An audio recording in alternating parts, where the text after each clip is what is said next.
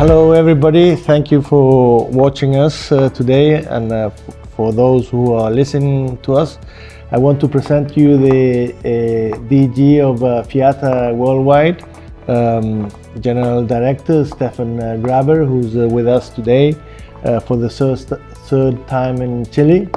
Welcome Stéphane, we're happy to have you here today, and would love to have some feedback and input from you regarding certain topics we want to develop. Thank you very much, Neil. It's a pleasure to be with you today again in Chile. Chile is a very important place for logistics. It's one of the leading countries in South America for FIATA and for leading this industry to the future with a very dynamic environment. So I'm very pleased to be here and exchange this morning with you. We love to have you here, Stéphane. Today we are going to talk about generative AI in logistics, and in that regards, as we are freight forwarders, Stéphane, the first question, or if you can give us your feedback on how do you see the development of the AI in logistics for the freight forwarders? So I think, first of all, I would say the speed of the development of AI in the industry and in general in our society will be much quicker than everything we saw before. That's something that we noticed with all technological innovation in the recent years. There is an acceleration of the speed of adoption. So I expect that the speed of adoption of AI will be really much quicker than we expected.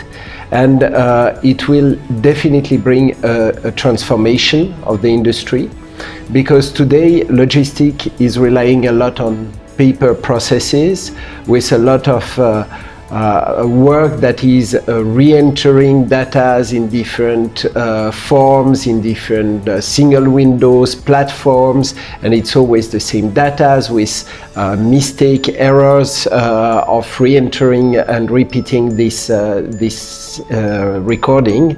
So all this work can, with AI, be simplified, automatized, and all this activity that is not bringing value adding, but it's really manual, repetitive work, will shortly disappear. Mm-hmm. And the underlying benefits will be definitely more efficiency through automatization.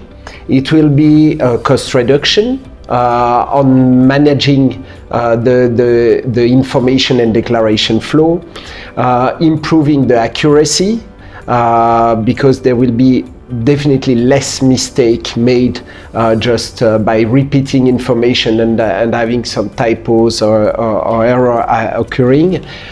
It allows also to improve the personalization by a better understanding of the data and the possibility to define certain pattern and also embrace a much larger understanding of what the data tells and the behavior and the work you are doing. So there is here a big effect on scalability and personalization. And an aspect that is very important for freight forwarding is fraud detection and risk management. That's also something where generative AI will be able to be applied and improve and reduce the risk. Finally, I think innovation, we are at the beginning, so a lot of the application and the way to use AI will develop, so it's difficult to talk about it, but there will definitely be a strong development of applications based on data-driven ecosystem that can apply. It will support definitely and help the development of autonomous driving, of optimization of routes, of efficiency of logistics system, network ecosystems. So there are really a huge transformation to an activity that is for the time being very manual and relying on exclusively on low adding value work to more value-adding work to the customer, more services to the customers, and knowledge-driven rather than repetitive administrative work. Mm-hmm. How do you foresee the implementation of this? Because as you said, exactly, the applications that need to be developed, I would say the private sector is pulling the weight. They're going into it very, very quickly. But really, to get the AI into logistics, we also have to get it involved, the governments and the regulators, and that's in a certain way been steps behind, and not really talking to the development of the applications in the market. We can see that even though there is a common objective, the way to get there are not in a same direction. How do you foresee that can be implemented? Because we've been with customs peoples, with the government, and even though they have the same view we all share, but I don't really see how we're going to get all this together. What's your input on that? What's your feeling? It's interesting, and I think we see that in very different aspects of innovation development. I think we need not to forget there is two important dimensions. The first is regulatory, and the second one is people. And our industry really rely on people. It remains a people business, and customs is also people that are responsible and accountant for providing a certain control on the goods and ensuring that the things are done according to the regulation. So I think there are that is probably the factor that will a little bit slow down the adoption, because first you need to train the people, you need to bring these new technologies to the people in their day-to-day way to work. And everybody knows and is confronted to the famous sentence where people say, oh, but we never did it like that, or why should we do it differently? So this resistance to change will be something that will have to be managed. And this depends on two aspects. One is regulatory, so to also define how and under which condition AI generative solution or products or documents are accepted by authorities. What is the requirements for accepting these documents? And the second aspect is definitely trying to help the people to introduce these new technologies and way of working in their day-to-day. So changing their way to work, because they're basically the activity that will be requested to them will change. So for if before a lot of the work was checking documents and collecting information, in the future probably it will be more about checking that the declaration are correct, checking where the risk, identifying where the risks are, and trying to go after this risk to detect maybe illicit trade and aspects like that. Today it's more difficult because you have to manage a lot of data that are entered manually. You do manual checks that the forms are well filled.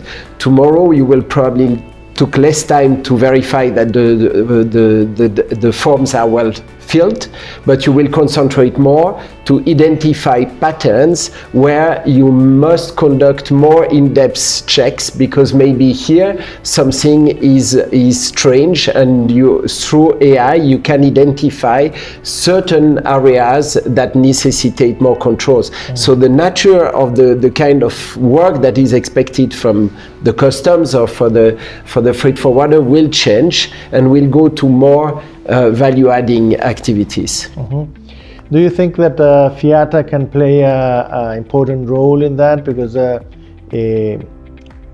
we are working strongly in standardization of documents and procedures, and of course talking to customs around the world. do you think that FIATA could be a very strong support and help get all this into a good result? Yes, definitely. I think in the two area I mentioned and that is related to your question, FIATA is leading the training and education for freight forwarders and actors in this industry. So definitely AI, generative solution, new ways of working and expectation is something that needs to be integrated in this vocational training and in more general the training of logistics. So definitely here I think we have a work. We already started to review our digital modules in the FIATA Diploma in Freight Forwarding, which is a global benchmark for freight forwarding training that is based on the minimum standards, training standard for freight forwarders that is the same applied worldwide, and ensure that we have a world definition of what makes the base of a professional in freight forwarding. So here we are working to introduce these new elements in this minimum standard, ensuring that everywhere in the world logistics players have the necessary knowledge and can be ready to adapt their process of working. Second aspect is policy. I think we are at the beginning of AI, and there is a topic that nobody's touch much or speak today, because everybody knows that AI is based on data. And for using and generating AI solution, you need a lot of data. The problem is where this data come from and who this data belongs to. Exactly. And the question of data confidentiality, data ownership, and this is something that everybody speak about the new gold that is data, but nobody speak about how this needs to be regulated, because there is a lot of risk here. And FIATA is the only organization until now in the international policy level that have raised this concern and have worked already with the Global Shippers Forum to start proposing some governance charter of data governance charter recommendations, how we would expect that data should be dealt in a digitalized ecosystem, logistic ecosystem, in order to ensure that data ownership is protected and also some commercial sensitive aspects to data is protected. And that is very important for the logistic industry and for the shippers, because at the origin of a shipment is a shipper. The shipper is the one which the goods belong, and he works closely with a freight forwarder that help him to organize the supply chain, and that is acting as a contractual carrier for the shipper. So that means they have a big interest to protect the commercial sensitive data to all the people in the supply chain that could try that will access this data, but could try to use it even for competing with the shippers to whom it belongs. So here we can understand there is a big sensitivity about what can be done with data and how this needs to be accessed by different actors in the supply chain, and ensure that the actors in the supply chain that access part of the data use it for the purpose to which these data are provided to them. If we provide to a carrier certain data, it's to moving the goods, is not for developing some commercial products that will then be sold to the shippers with his own data. So I think here there is a lot of question and aspect that needs to be discussed at the policy level, and that is the role of FIATA to bring this discussion, to conduct this discussion and ensure that we respect the ownership of the data of all the actors along the supply chain. Exactly. So this also takes us into the next step, which is the legal considerations that we need to maintain. FIATA is also by defining these minimum standards is also somehow stepping into the area of defining these legal considerations. What would you consider the main points as a start to develop on legal considerations? So I think in this legal consideration, the first one is definitely data protection and privacy. So the one we just discussed. There is also the question about IP, intellectual property, because when you develop results out using AI, who possess the IP? That's a big question about the outcome of a generative AI products. Then a very important aspect is definitely liability and accountability, because AI will never be liable or accountable. There is always people or organization behind. So we need also to think that AI will not replace the people. AI will not become the dominant things, because at one point in time you need to have human beings that are the ones that are accountable and responsible and liable to be able to control this result and this AI provided documents, for example, if it's to the customs. So there is here also some aspects about legal consideration, who is liable, who is accountable, in which way a custom authority can accept generated documents or forms that used using AI. Then all the aspects of compliance, because there might be, and that might be a condition coming from authorities to accept generative forms with AI, to say, okay, in that case, the custom broker or the freight forwarders are responsible for the result provided by the AI generated form.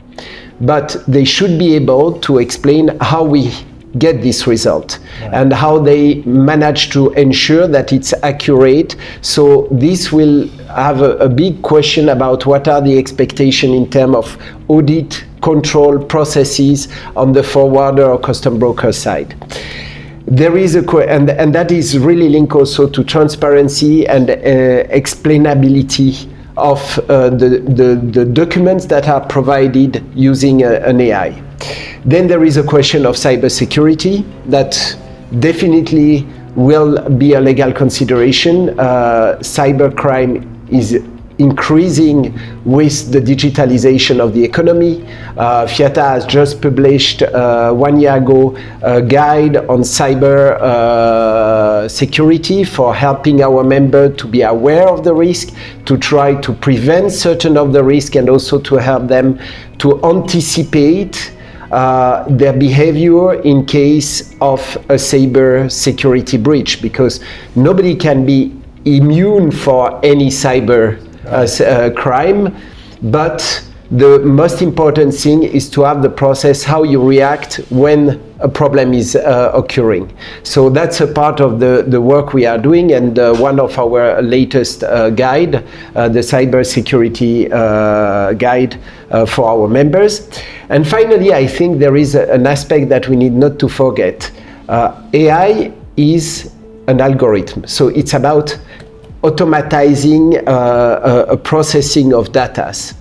So there is a big question about ethical and bias that you can introduce in automatic processing.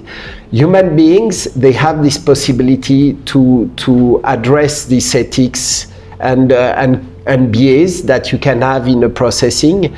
AI, because it's still today a processing of 1 and 0, to simplify, doesn't have ethical consideration as such. So this is something that also needs to be considered, and see how we will ensure that we don't end up with situation where AI is having ethical bias or creating some issue that would not be acceptable from a human perspective.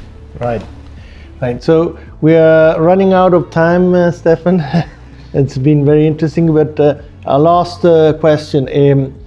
How do you foresee that this could somehow affect or benefit the fight against cyber criminals with the AI, for example, in customs? Because in logistics, we have a clear picture from which is the starting point and which is the ending point. So if we have a proper regulation and define the proper information from the starting point, which is the shipper, the owner of the cargo that starts moving it, and we follow the whole process with that starting information. How do you foresee that this could be a support for customs, for example, around the world? So I think it will definitely have an impact on speed of treatment of the different operation and task, because today we know that at the level of custom, a lot of issue is time processing and can be very variable. But by removing and automatizing a lot of the work and ensuring that you receive data that are accurate from the beginning, you will spend less time on administrative management.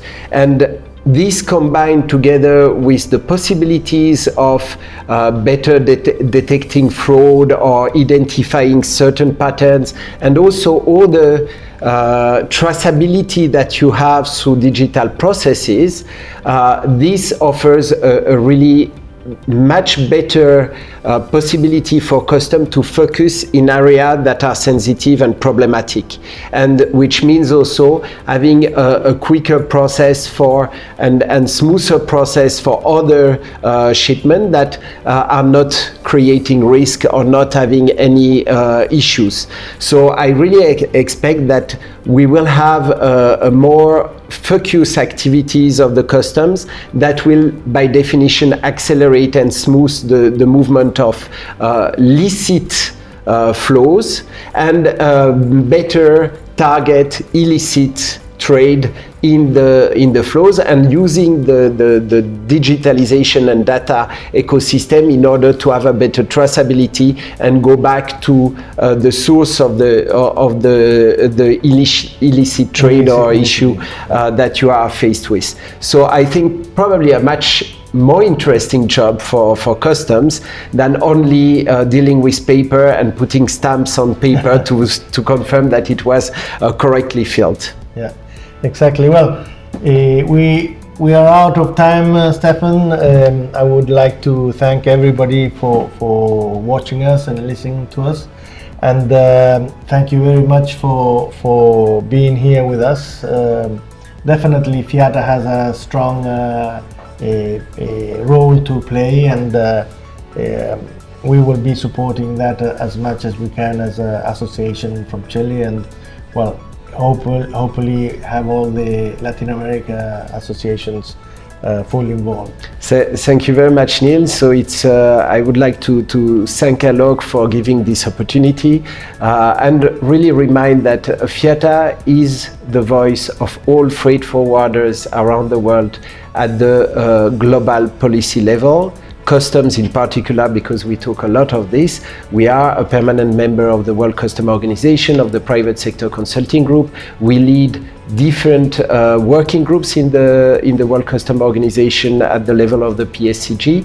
The last one is on e-commerce, where we are leading a group on e-commerce and data requirements for e-commerce shipment with actors like DHL that are also involved. So I would just like to invite the people that follow this podcast just to not hesitate to reach out to ALOG, to reach out to FIATA in order to share their concerns, share their needs, so that we can be your voice towards the international policy in order to ensure that the global framework and the local and regional framework is favorable and conducive for the development of your activity of trade, because trade is also creating wealth for the society. Thank you very much, Stéphane, and look forward to our next interview in the nearby. Thank you very much. Thank you. Bye-bye. Thank you.